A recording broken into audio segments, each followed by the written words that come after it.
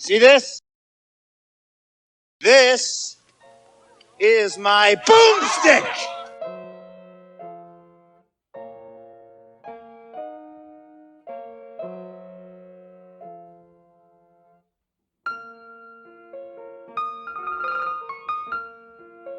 Welcome to Butcher Block Horror Podcast, where we exhume horror movies from the past and cut into what makes them so delectable. I'm Kane. I am JD. And I'm Joe. And today, we're going to be throwing Army of Darkness onto the slab and carving up our favorite portions to force feed to you, our unwitting victims. Hell yeah.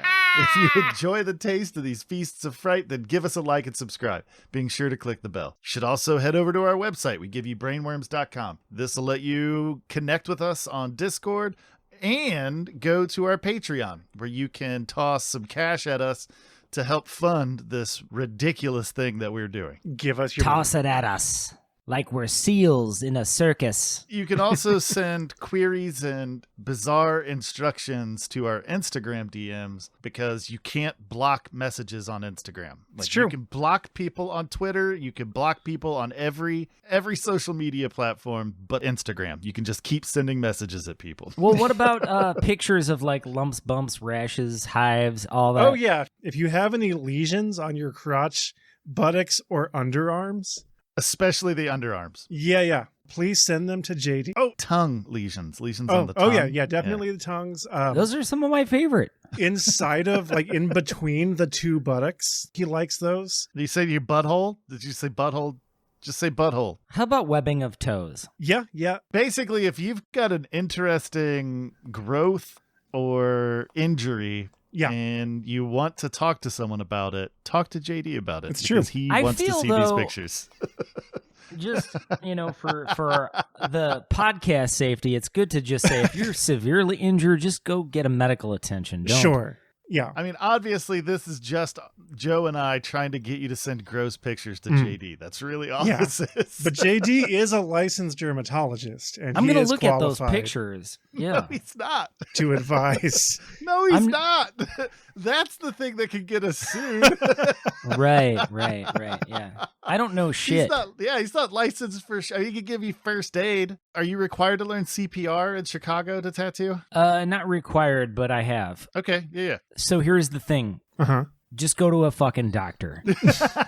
If you got a real problem, go to a doctor. That's my advice. Or if you're on your way to a doctor, but you still want to include JD in the process, just send him pictures. If you're just trying to psych me the fuck out with something gross, then... If you've got real bad cauliflower ear, Ooh, JD will definitely look at that. I'll look at that. Yeah, I surely look at that. Yeah. Well, guys, we're almost done with our Evil Dead Appreciation Month. You negative fucking bastard, always bringing up the glass half empty. I think we still have half of our Evil Dead Appreciation. We still have the rest of this podcast to counting deliver. This episode. That's what I'm saying. I'm saying this is we got one more after this. But that's still two, counting the one we're recording right now. Yeah, we're about to set fire to this shit. Fire! That's right. Well, anyway, let's go ahead and move on to Army of Darkness. Yeah. JD, give us a synopsis overview. You got it, babe. Our protagonist, Ash of Evil Dead and Evil Dead 2, is magically transported back in time to horrific medieval days, only to be captured by none other than the dreaded Lord Arthur. Kane, shut the fuck up. I'll suck your Ash, vortex. Armed with his trusty chainsaw and boomstick, embarks upon a mission to recover the ancient Book of the Dead, aka Necronomicon, to restore order to chaotic times. Stay dead. Don't start no stuff, won't be no stuff. What are you talking about now? He's just on a journey. We've left the synopsis back to get the book, and then you just started prattling on about random shit. What is going on? JD, do you need to talk to us about something? No, I'm just saying, like, when you're dead, Did you decide stay to dead. start drinking again Stay dead. during the podcast? No, I never stopped. We need to get JD and Chris on. Why the would same you think that I podcast. stopped? I didn't stop anything. Wait, what? Who do you want to pair me up with? What Hold kind on. of fucking We're horrible hey, cocktail? We're derailing. We're derailing. Let's get We're back getting in on the it. weeds. Synopsis done. Why don't you tell us? You know I what? got something to say. The movie has a runtime of 81 minutes. That was the U.S. version. The Which is really short. international, it's a little short. Yeah. But it's punchy. It gets in, it does what it needs to do, and it gets out. Yeah, that shit thumps. And the international version, though, was 88 minutes. We're going to talk about the reason why in a bit. It was initially released at the Sitges Film Festival, October 9th, 1992. Yeah, Sitges is the shitgest. Oh, God damn it, JD. I know. And we're also going to get to the bottom of why the film was released in February of 1993, specifically. I already know. February 19th, 93, in the U.S. I want to know about this movie. Kane, you already know everything about this movie. Yeah, you're the aficionado over here. I know, but I want JD to say it. I thought this was some interesting stuff. The initial budget was only $8 million. And as it became abundantly clear, that wasn't going to be enough during pre-production. Your boy, Dino De Laurentiis, who already had like a multi-picture deal with Universal Pictures, brought Army of Darkness into the fold. Nice. And that sort of helped them kick in another $6 million. What else should I say? You had these big dreams, Kane? Well, no, you were going to tell us about why it was released in February of 1993 instead of its original summer of 92. I'm going to get there. So yeah, but this is an impressive fact about the movie. Even with that kick in of the extra $6 million toward the budget from Universal, they were still $1 million shy. So Campbell, Raimi, and kicked in $1 million worth of their own salaries. Huh. Yeah. Bruce actually talks about that in If Chimps Could Kill. Yeah.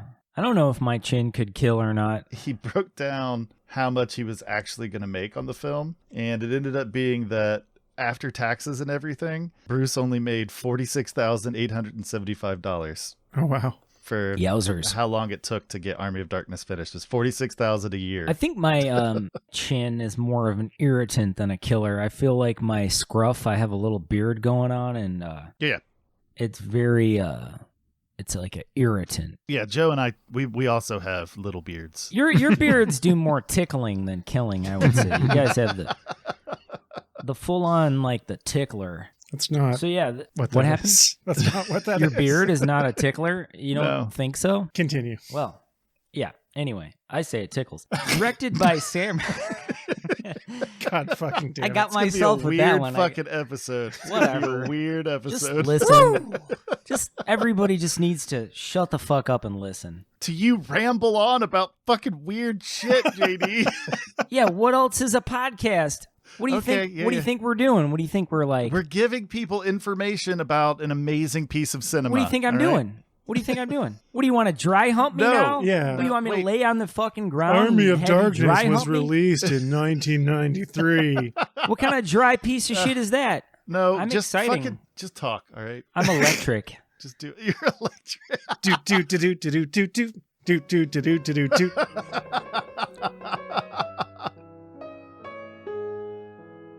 So, yeah. Sam Raimi directed Army of Darkness, and again, produced by Robert Tapert. I like to call him Little Bobby Tapert. Co-produced by Bruce Campbell. He's always part of the game. Also, Universal Pictures became a part of the production for this one. They were on their own, Evil Dead and Evil Dead 2, Dino De Laurentiis was involved, but De Laurentiis, like I said, he got Universal in on this after the success of Darkman. They were easy to agree upon that. Have either of you gentlemen seen Darkman? Oh, yeah. Yes. Oh, yeah. Yeah, very cool. Yeah, Bruce has a cameo at the end of that. Yeah. So yeah, Dino De Laurentiis gave Raimi and the crew perfect freedom over the way they wanted to shoot the film. But that kind of pissed off Universal Pictures. They weren't really feeling Raimi's original negative ending. They said it wasn't a happy ending. Apparently, everybody likes a happy ending. I don't. No, you're not into happy endings? Are we talking about a massage happy ending. Well, like I was just about to throw that in there. Like, what about like an oily body massage from Kane with a happy ending? How do you feel about that? He'll throw those in after tattoos sometimes if you tip him just right. Yeah. What is it, like $10? Yeah. Yeah. I paid $50, so you got a deal. If you buy him some tacos, that'll... Tacos. Yeah. All right. Note to self. Yeah. Wait, give me a second. I got to jot that down. That'll kind of grease the wheels scribble, a little scribble, bit. scribble. I'll grease your wheel. Nice. Ooh. Joe is going to have a real oily wheel after tonight. It probably is very, very oily already. He probably started hanging out with us tonight with an oily wheel. You know what I mean? I oil up my wheel before every podcast. All right. Come on. Let's wrangle in. Come on, let's do this. Anyway, there ended up being 2 endings. You don't say. Yeah, I do say. Yeah. I wish you could see me because I was just, oh, what? 2 endings? Oh my goodness. Yeah. So there were 2 endings. One where Ash is, like this cheese dick hero, the one that we know. And then the other is where he's trapped somewhere in a bizarro alternate universe. He slept too long, JD. No, I understand that part. It's like the future when the Deadites won. Yep. So yeah, even with all the added funds toward production costs and just everything, Raimi ended up $3 million short of what he needed to successfully finish the picture. And so, there were discussions with Universal to kick in even more funds. They refused to cough up another dime. And so the release date, this is all kind of, tying back into why the release date was in February of 93. Anyway, it was gonna be summertime of 92. Didn't go that way. February of 93. Mostly because De Laurentiis was producing the film Hannibal. That's one of my favorite movies, by the way, and it fucking cock-blocked Army of Darkness. Huh. It did, because Universal were being a dick about it. Yeah. So then, this film was just curveballs everywhere, all angles. The Motion Picture Association gave the film an NC-17 rating. And Universal, based on the money that they had given toward this film, they were like expecting a PG-13 film. So that kind of also goes back to why I mentioned the screen times. After some cuts had occurred, they ended up with an R rating. So it kind of split the difference between the NC-17 and the PG-13. Right. But yeah, that's how they got to where they got. And right. Well, I mean, there'd be no point in going over again all the information about Sam Raimi and right. Tapers that we've already covered twice now. And in the episode, when we get to special effects, I will have a nice contribution because this film sort of, I'm not going to say they ramped up the level of special effects, but there were some new players to talk about. So there'll be some new names to sort of bring about. And if Joe would like to step in and maybe talk to us about the writer. No. I wonder who did it. Who did the writing? No, I'm not doing it. Yeah, you are. No. Yeah, because I know where you live and I know which room you sleep in. Yeah, we're not playing this game with you again, Joe. Fine. Obviously, Sam Raimi co-wrote this movie because it's just Sam Raimi all the way down. Yeah. He initially invited Evil Dead 2 writer Scott Spiegel, but he was busy working on something else. So he invited his brother, who he collaborated with on the film Easy Wheels. Mm-hmm. And they worked together on the script while they were working on Darkman, which I guess is going to come up a lot. And apparently Ivan he pushed the movie more in that wild, humorous direction. Right. And he was all about, we have to get out of the fucking cabin. We spent 2 movies in the cabin. Let's go somewhere new. And that's why, you see it for a minute at the beginning when they do kind of the recap. And that it's immediately in. Ivan had a strong presence in this film. Oh, yeah. I mean, it's very Three Stooges. Yeah, that was a lot of his involvement, was bringing that humor. And hilariously, he is a doctor of emergency medicine. And working on movies is just like a side gig for him. Oh, wow. How appropriate, though. Especially for this film. I'm sure there were some accidents. He is obviously Sam Raimi's older brother. He just brings his whole fucking family into his movies. And he attended Michigan State University. The boys from Royal Oaks. Yeah. He is married, and apparently he met his partner on the set of Army of Darkness, where he was working as an actor stand-in or a shemp. as they like to call them. Yeah. So many shimps. Yep, so many. What a brutal remark toward Shemp, though. I feel like Shemp was one of the featured Three Stooges, so I understand people love Curly, and I love Curly, but Shemp is way underrated. Just putting that out there. Sorry, Joe. Did you forget what the shimp thing was about? My brain went there, so that's it. Yeah, because the guy that played Shemp had a heart attack, and so they had a stand-in, a fake Shemp. That's what shimping is. That's what the Shemp thing is. They weren't saying yay or nay on Shemp. They were saying that they could tell when the fake Shemp was in. Gotcha. Yeah, no hatred towards Shemp. They're pro Shemp. They just didn't like the stand-in of Shemp. Good. Anyway, whatever. His horror credits include Darkman, which isn't really a horror movie, but It's not a horror movie. Yeah. It's like a bizarro superhero movie. Yeah, like a dark action superhero movie. He did a lot of the writing on the Ash vs. Evil Dead TV show, which was good. It was. And everyone should watch it. Yep. I'm a little sad that we don't have time to watch it for Butcher Block. We would have to have like a whole season dedicated to it. We would. It would be a whole thing. He wrote Drag Me to Hell, which was a pretty good horror movie. I like that. I enjoyed that one a lot. And apparently he wrote a series on... Do you remember when Quibi was going to be like the next big thing for a minute? Yeah, I remember that. And then it just failed and nobody ever heard of it again? That's correct. He wrote a series for that called 50 States of Fright. And he also got a writing credit for the 2011 Army of Darkness mobile game, which is interesting. I kind of wonder how involved he actually was with it. It might have just been like a tip of the hat type of situation. It could have been. You want to hear about a cinematographer? Yes, let's do it. You bet. Bill Pope was the cinematographer for this film. Good old Bill Pope. Good old Bill Pope, I guess.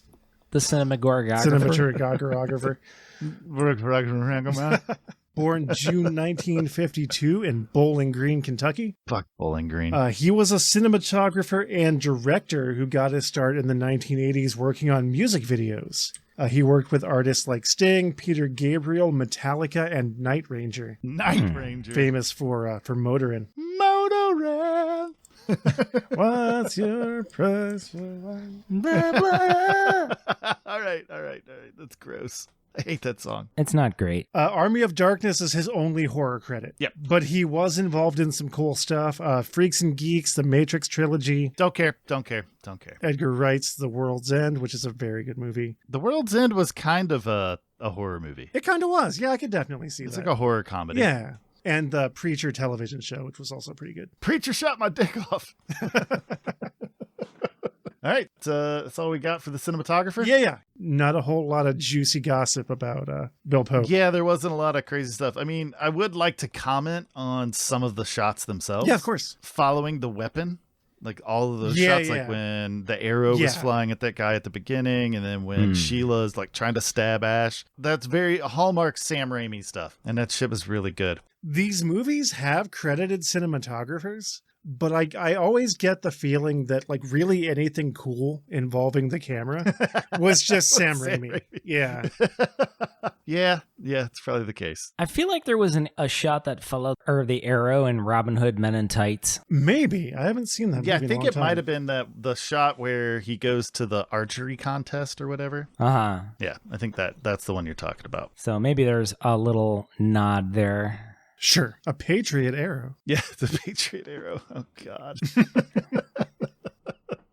All right, well, I guess we'll move on to the actors then. Yeah. We shall. All right, so first we've got Embeth Davids, which I'm not sure, D-A-V-I-D, so there's David and then T-Z, so I'm assuming it's just Davids. Sure. Or maybe it's Davids. I don't know. Give me some sugar, baby, and or that's just pillow talk, baby. And that was for Sheila. She was born in Lafayette, Indiana on August 11th, 1965, while her father was studying chemical engineering at Purdue University. She moved with the family to Trenton, New Jersey before the parents had to go back home to South Africa, which is where they were from. Her horror credits include Army of Darkness, Fallen, The Hole, and 13 Ghosts. She showed up in a couple of decent horror films. She also did some horror like television stuff, but I don't really care about that. 13 Ghosts had some cool visual moments. It wasn't It wasn't a great movie. Yeah, the glass pane Yeah. separating the lawyer was pretty good. The ghosts Hell yeah. generally looked pretty cool. Yeah, I agree. Yeah. I always like that as a visual when a lawyer is parted. Like the fucking Red Sea. Yep. Yeah. All right, next we got Marcus Gilbert, 80s Bruce Dickinson hair in the 1580s. And he played Lord Arthur. He was born in Bristol, England on July 29th, 1958. After graduating from Mount View Theatre School in 1981, he became a founding member of the original Odyssey Theatre Company. And the reason I thought that was cool is because they were touring London schools doing contemporary classics. So they could just show up at your high school way back in the 80s and just perform classic theater. So that's pretty interesting. Yeah, that's pretty cool. He did a lot of TV movies, not much horror, because Army of Darkness was the only one. So I don't really care. Yeah. Next, we got Ian Abercrombie, Spinach Chin, and he was Wise Man. They didn't really give a shit about naming a lot of the characters in this movie. Wait, was that the guy that didn't want some? No, we'll get to that guy. Just calm down, right. baby. Calm down. We'll get there. No, this was Spinach Chin was the Wise Man. Oh, gotcha. Strange one. Yeah, that's the guy. When thou myth spoke the words, an army of the dead awake. Yeah, that's through that guy. Excellent. But yeah, he was born in Grays, Essex, England on September 11th, 1934.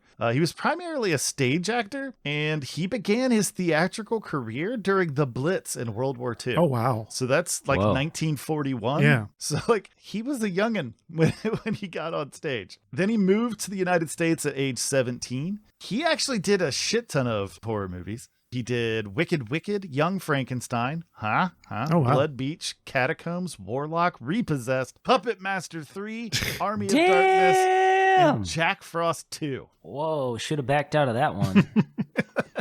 That's a piece of crap. Next, we got Richard Grove. He was leading Jack and Shit, and Jack had left town, and he played Duke Henry the Red. Yeah, the little like quibs that I put before the actors, these kind of wrote themselves. Yeah.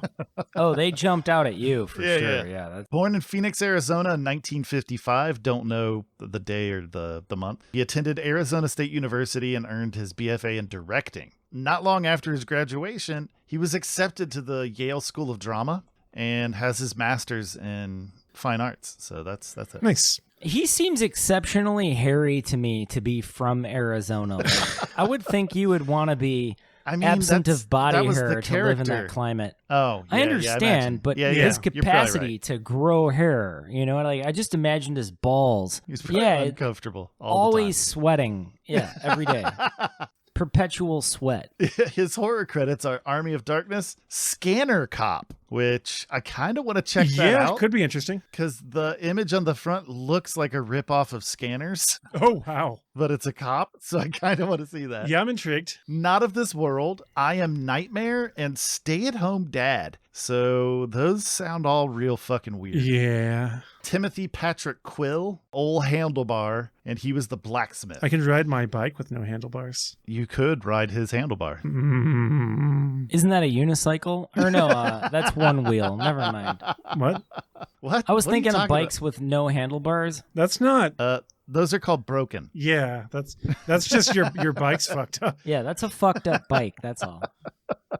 Carry on. Yeah. Carry on. He was born in Detroit, Michigan on October 18th, 1962. He was one of the Super 8 regulars. So he hung out with Raimi and Campbell, and they shot a bunch of different films together. Hell yeah. And he was really new to California and was not a SAG actor. So to get his SAG acceptance, he was willing to pretty much do anything. And the studio wasn't really stoked on him, but they kind of let him off the hook for it because he was willing to shave his head. Oh, very nice. He did a shit ton of horror movies to the point where I got halfway down the list and was like, yeah, no, I'm not writing all of these down. I think JD should have played that character. I think he would have been really good in that role. I don't think he would have. I would have been accepted not for shaving my head, but just for naturally going bald. Well, and JD pretty much just like takes care of himself. Mm-hmm. You know what I mean? So he doesn't have the bulk to have been the blacksmith. That's fair. Right. Like a strong fart would carry me away. His horror credits are Army of Darkness, From Dusk Till Dawn 2, My Name is Bruce, The Trees Have Eyes, Thou Shall Not Kill, Except, and then just a shit ton of others that I'm not going to read them all. Mm-hmm. Next, we've got Michael Earl Reed, You're No Better, and his name was Goldtooth. Yeah, did I mention that the only people that actually have real names in this movie are Sheila, Lord Arthur, Duke Henry the Red, Ash, and Linda. No one else has a name. Everyone else is credited as like Gold Tooth, Blacksmith, Doubting Warrior, like that kind of shit. Yeah. I have no idea where this guy was born, but he got started in Miami Vice in the 80s. Nice. He was actually on the show for a few different episodes. His horror credits are Alone in the Dark, Army of Darkness, Hellborn, and The Boogeyman from 1982, not The Boogeyman that came out in like the 2000s. Did he get picked up by Crockett and Tubbs? Next, we have Bridget Fonda. Dance with me. So she did like a 10-second redux as Linda. She was born in LA, California, January 27th, 1964, part of the Fonda Hollywood family. We've covered her before, so I'm not going to do it again. Didn't Bruce give her a smooch at the end? Wasn't she also in No. the S-Mart? No, who was that in the S-Mart? Don't care. Fair enough.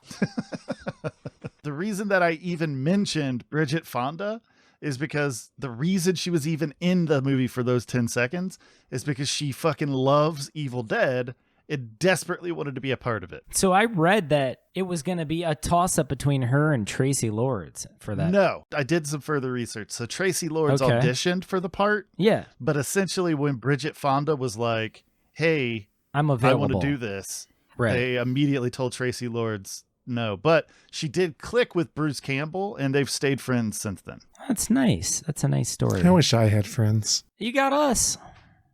Yeah, so Ted Raimi played so many fucking people in this movie. Yeah, he had like 12 roles in this It's movie. like, where's Waldo? Spot Ted Raimi. He was 4 different people in this movie. He was a doubting warrior. He was a panic-stricken villager. He was the loyal follower. And he was a stock boy at the end of the film. Bruce actually talked about the fact in his book, If Chins Could Kill, he talked about the fact that Army of Darkness was definitely Evil Dead Goes to Hollywood, and at least the art of shimping was kept alive with Ted Raimi. Right. Yeah. Hopefully he got a check for each time he showed up in the film. No, obviously not. Just one character. You know, his brother probably didn't even pay him. His brother probably was like, you owe me for such and such bullshit. He's like, you got to be in this cool movie. Exactly. And then, last but not least, we got Bruce Gimme Some Sugar Baby Ash Williams. I'm not going to go over his shit. We talked about it twice already, but I will say some stuff that he did for this movie that was special. Sure. So for this movie, it was an epic tale set in medieval times, and the only way he was going to be getting around, except for like one small part of the movie, was he was going to have to ride a horse. Well, Bruce Campbell didn't know how to fucking ride a horse. And Sam was so intent on getting these close-ups of him on horseback. And if you look at him, he's actually terrified the entire time. He talked about Buster, which was the name of the horse that he was riding, realized that he was scared and promptly tossed him the first day he sat on the horse. So he felt like he never really learned how to ride. No. Another thing he had to do was get trained in medieval combat so that he could actually do those sword fights, which was also super stressful for him. And this is probably one of my favorite parts is at one point during the film, he flips a stuntman down the castle stairs and he didn't even realize it, but a protruding section of the armor cut the left side of his chin. People always get hurt on Sam Raimi movies. I wonder why. Because he's gunning for him. He's like trying to kick his ass in. Yes. But because of the fact that Bruce was like a real actor now and was like actually earning a living from that, Rob Tapert had to take him to the emergency room because he was just going to keep filming. He was like, whatever, nobody's going to notice. I'm already covered in blood. So they take him to the emergency room, and Bruce had to guide the surgeon to the correct wound because of how many fake wounds he had on his face. Nice. There's also the thing that points to the fact that Evil Dead, the original, was part of the continuity is all of the wounds that we see on Ash's face in this movie. You can actually go through and track them and see, you know, where they were in the continuity. So on his nose, there's a tree branch attack that happens in Evil Dead 1, and he still has that cut from that movie. And then we'll go ahead and talk about the classic since we're not going to be talking about it anymore. I mean, it shows up in the remake, but the classic, Bruce Campbell goes out of his way to have any and all classics that he finds destroyed. Really? It's a gag that he and Raimi have been contending with for years now, but he's always searching for the original. He's never found it. He always finds like these, because Raimi has a ton of these cars because he always puts them in his movies. Yeah. There's suggestions that they've fucking wrapped it in tarp and put a wagon around it so that it could be in The Quick and the Dead. Like, it's always been in Sam Raimi movies. And so Bruce has basically put a hit out on this car. And so he'll reward people if they tell him where Sam Raimi is parking this car. Nice. Next, we've got music. We'll go ahead and go to the music. It was done by Joseph Loduca. The only thing that wasn't done by him was Danny Elfman did the Deadite marching tune. It had Danny Elfman vibes. Yes. Hell yeah, that was awesome. Yeah. But that's it. I'm not going to go on about Joseph Loduca because we've already done that. And that seems silly at this point. Is anybody going to talk about the thing about the fight choreography? What thing about the fight choreography? There's a thing that I noticed in my research that I glossed over it because I don't talk about that shit.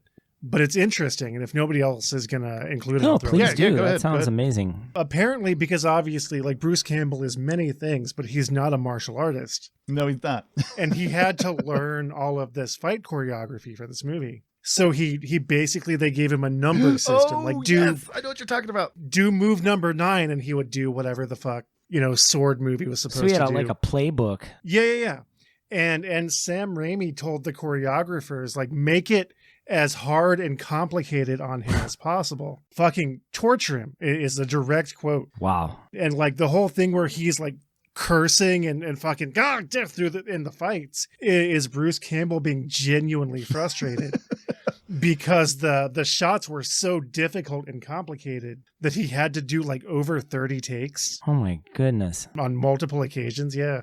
Because it was just Sam Raimi told the choreographers to fuck with him. Yep. Isn't all of this like love of Sam Raimi torturing Bruce Campbell, doesn't it all stem from an ex-partner of Raimi's that Bruce Campbell dated? No. No? I thought that No. like he had a girlfriend that like Bruce took out or something, and then he Nope. would just like mess with him. No. Sam Okay. Raimi and Bruce Campbell have had the type of friendship where they just go after each other. And since Sam Raimi is a director and Bruce Campbell is an actor, Right. that dynamic exists how it is. Sure. But no, so I was looking, Joe, what you're talking. So there's notes from a director for scenes like what you're talking about, and they would take a very bizarre twist. Mhm. So Sam Raimi would be like, Bruce, 38 wasn't right. It was late. And then Bruce would say, I know, I was still thinking about 36, but I think I nailed 40. And Sam would say, yeah, that was better. And you've got more time before 42, maybe a second. Okay, no sweat. That's awesome. But yeah, so another thing, and before I finish up with my section here, is there were extras. And there were a lot of them. There was a grand total of, I think it was 35 extras. And Sam Raimi used every single one of them because he wanted it to look like a war was happening. Awesome. And, generally Bruce he's the blue collar guy, right? Mhm. So he hangs out with the extras. He hangs out with the crew. That's just what he does. He's known for that, right? Mhm. And there's a couple of stories about extras that got some extra screen time and another one that was just a dick face. And so I was going to give that to the listeners. If you want to read about this stuff in depth, definitely consider getting If Chins Could Kill, Confessions of a B-Movie Actor, written by Bruce Campbell. Mhm. It's well fucking worth it. But yeah, so one guy on Army of Darkness learned the trick of finding the lens, and he knew just enough to be dangerous. So it wasn't until they were viewing rushes that they saw what a gigantic camera hog he was. And Bruce states, God bless the man for his enthusiasm, but damn him all the same for his lack of discretion. And another guy managed to fall into the opposite category, and that was of the immovable object. So there's the beginning of the movie where Bruce is led in chains back to the castle, and he's surrounded by a column of soldiers, right? Mhm. And Sam had given all these extra very rigid instructions to keep pace and to conduct themselves in a soldierly fashion. Right. And he made them kind of maintain a unified marching cadence. Mhm. And, Mr. Ryan was at the back of the line and Sam couldn't see him. Right. but he was about 4 paces in front of Bruce Campbell. And Bruce watched him basically refuse to cooperate with anything. He was just off cadence. He was just whatever, he was just fucking phoning it in. Right. And Sam seemed satisfied and was headed off to prep the shot. And Bruce was like, hey, pal, you going to do what the director asked? And the guy's like, I'm not in the army. I don't have to do this if I don't want to. And Bruce is like, true, but you also don't have to get paid either. And with that, the guy threw down his spear and stomped off into the desert, never to be seen again.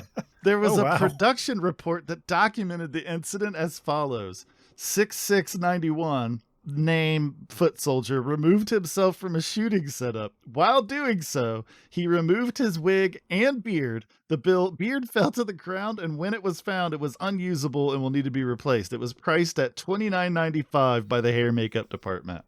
Did they bill the extra? They did. Yeah. Oh, no shit. They took it out of what they were supposed to pay him, I guess. Waste not, want not. All right, JD, why don't you tell us about the special effects, buddy? I would love to. Handled by 2 different companies for this film due to the involvement of Universal, like I had mentioned. They brought in Tony Gardner into the mix.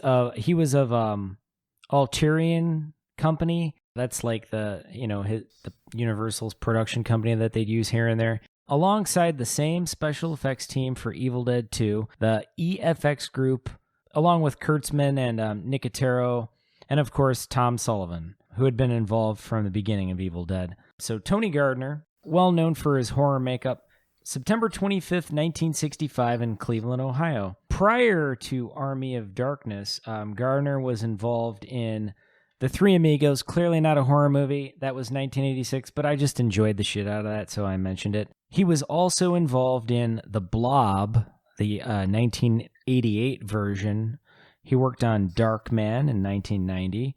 And the Addams Family movie in 91. Great. Oh, yeah. And then he went on to do some puppeteering on Hocus Pocus in 93, and just a shit ton of comedies, all the way until a pretty excellent horror comedy, Zombieland, in 2009. Nice. And that was pretty much the last, little tidbit of horror he had involvement in. Everything else was pretty much like comedies and just, goofy shit. Mm-hmm. But yeah, that's pretty much it as far as the special effects go. Not to get overly redundant and talk about the EFX group again, and because we already named all of those players from the first 2, and they were all still involved, and right, that's that. That's all you have to say about it? That's it? Yeah, I mean, nothing about the stop motion? Well, what do you have to add in terms of stop motion? Because I mean, that's still the same. I mean, the same people. It's all stuff we covered from. It's awesome. I mean, they did a phenomenal job. The main difference this time is that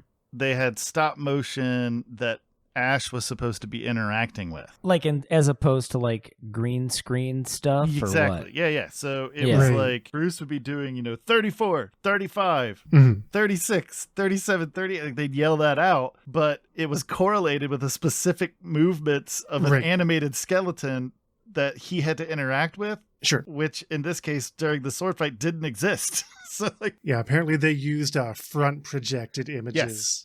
To get those, like the actors are in the backdrop rather than rear projection, which a lot of like Harryhausen used when he did his stuff. But that's it. I feel like Bruce Campbell could have been like an NFL quarterback or something, because with all the playbook stuff, that's like they an just incredible amount to exactly. But just an incredible amount of memorization and just a testament to his overall skill as an actor, and just his memory is pretty impeccable, I would say. Mm-hmm. I agree. But I'm biased because I'm obsessed with these movies. So, sure. Yeah.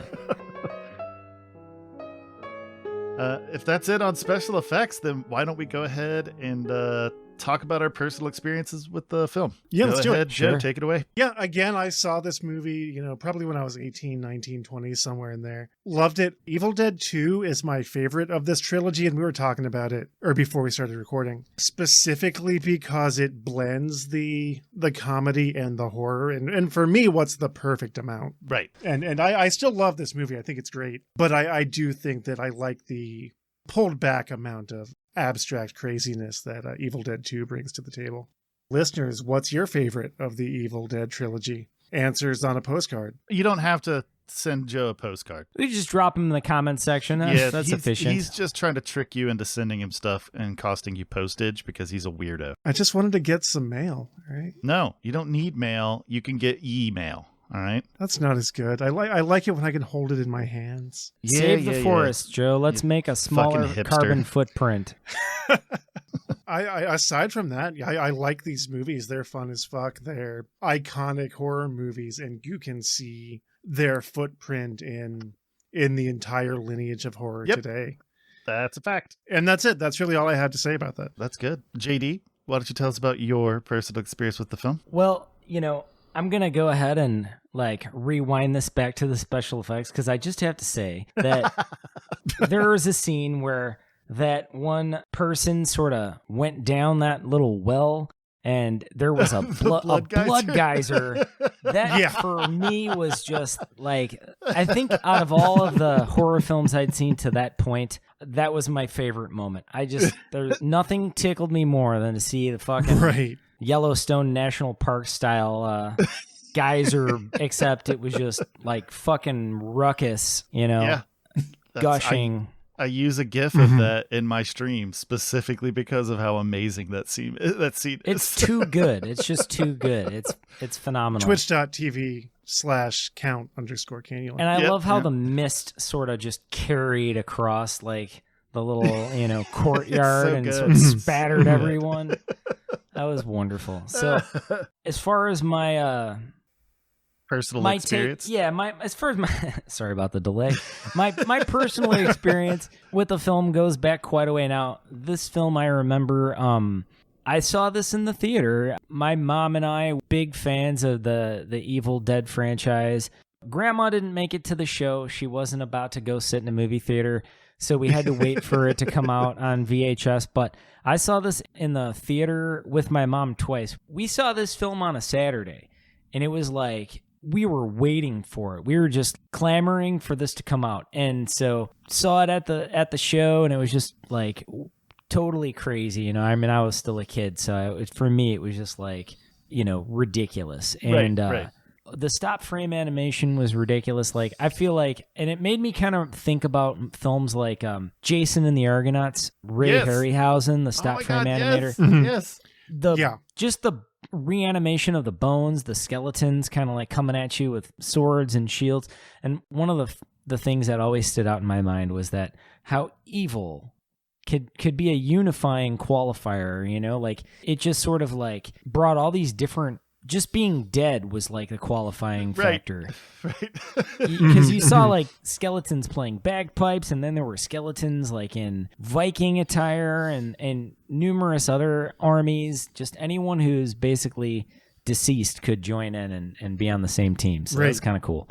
And they were really excited about what they were doing. Yeah, they were having a great some time. of the most enthusiastic villains you could even see in film. Yeah, loved it. Laughter. I mean, just top to bottom. That's that was they giggled over everything. You're going to swing a sword.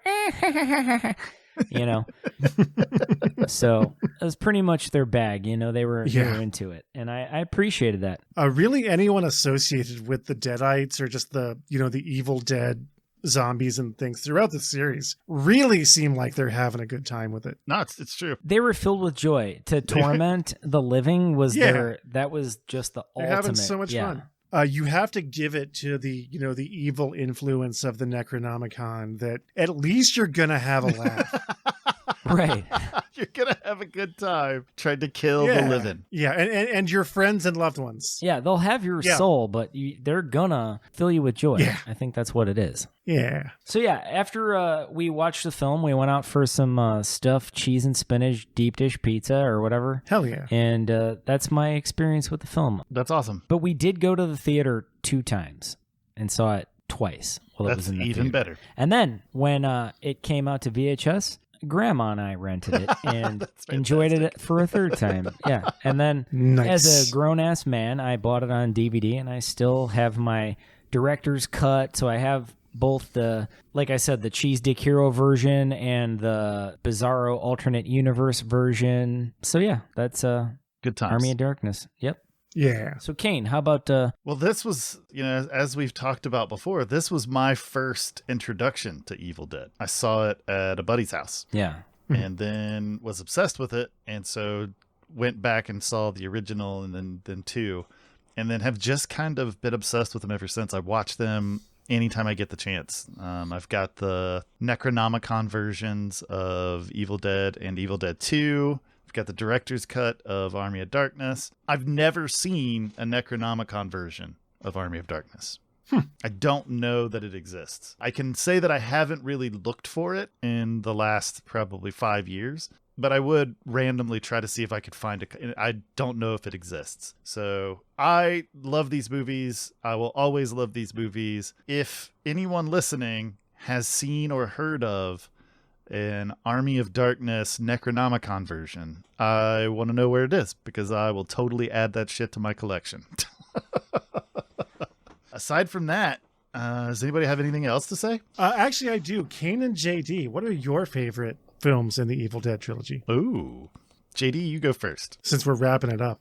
Sure. So I kind of feel like, and this is probably going to be everyone's least favorite, but I feel like Army of Darkness was my favorite, even though, like, in my heart of hearts, the gore and just the actual plot of Evil Dead 2 appeals more to my horror sensibilities. Although I loved the Monty Python and the Holy Grail aspects of Army of Darkness. There's something about that, and I was a fan of those movies, and so there was when I saw this for the first time, I remember there just being something about it, and there was even, I would say, like, over the top, overt Three Stooges references. I mean, like when Bruce was being tormented by skeleton hands, and they're poking his eyes, and he goes and blocks them with the classic, block of the eye poke, and then they come and they still get his, I just thought that was so great, and I'm going with Army of Darkness for that as my answer. Yeah. Yep. The reason I had JD go first is because I was trying to figure out which my favorite It's always hard to pick your favorite of a thing that you genuinely love. They're all so great. That's the thing. They're all great. I love different aspects from each movie so much. Right.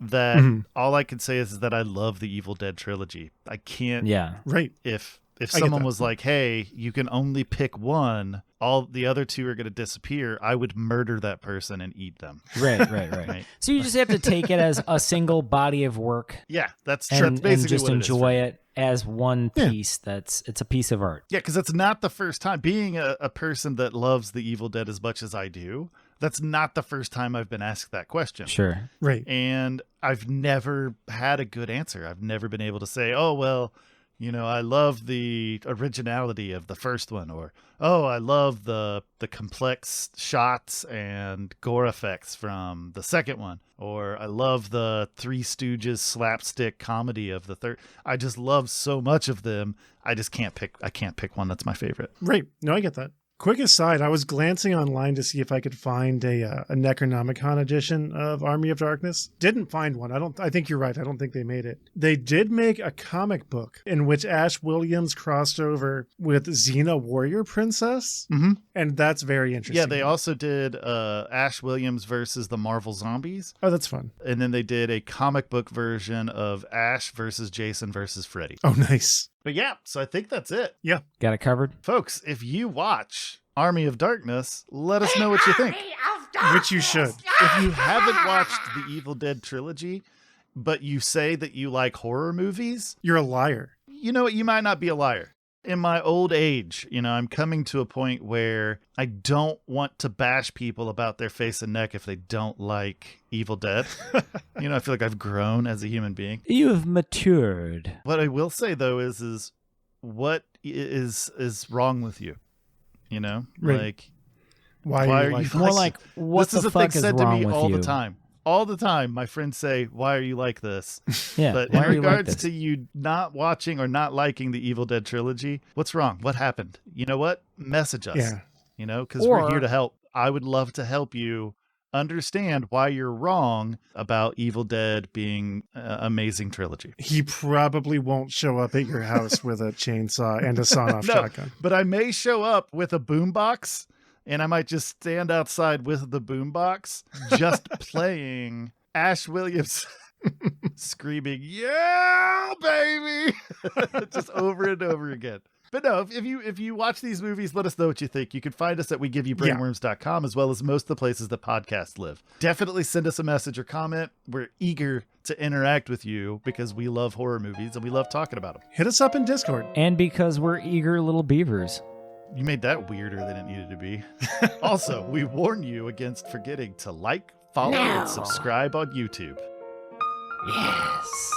Oh, and click the bell. Oh, yeah. Click the that bell. shit. I wasn't going to say it. I was going to stop the recording, and you were going to have to be like, Kane, I'm going to have to add that in post. All right, well, folks, enjoy. Bye. Au revoir. Bye. Stay dead. Don't start no stuff, won't be no stuff.